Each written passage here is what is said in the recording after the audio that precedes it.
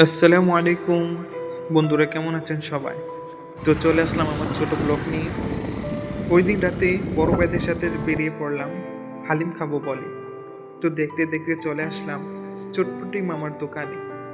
বড় ভাইরা তো মহা খুশি, সাথে আমিও।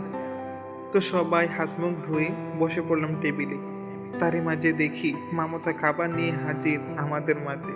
উমা, ওইদিকে তাকিয়ে দেখি হেতারা তো মেরে দিতেছে আমাদের আগেই।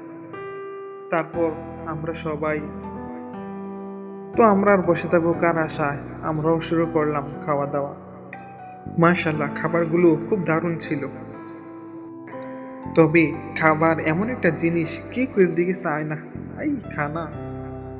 আর বড় ভাইরা সত্যি মজার মানুষ, এক একজন এক একটা কথা বলে আর সবাই অট্ট হাসিতে মেতে ওঠে। তবে একটা বিষয় কি জানেন, খাবার সময় কেন যে সবাই ভদ্র হয়ে যায় আর খাইতেই চায় না।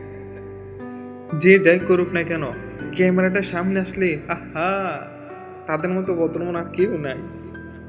তো খাওয়া দাওয়া শেষ করে সবাই বেরিয়ে পড়লাম আবার চা খাবো বলে।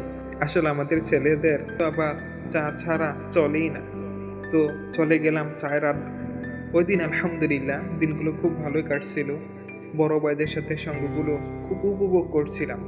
বড় ভাই মানে শুধু পরিবারের সদস্য নন, তিনি একজন নীরব ছায়া, যে সব সময় আগলে রাখে। বিপদে ভরসার জায়গা, আনন্দে প্রথম সঙ্গী।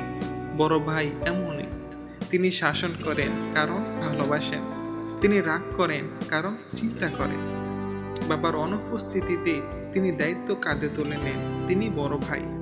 আপনাদের অনেক ভালোবাসি ভাইয়া, আপনাদের খুব ভালোবাসি।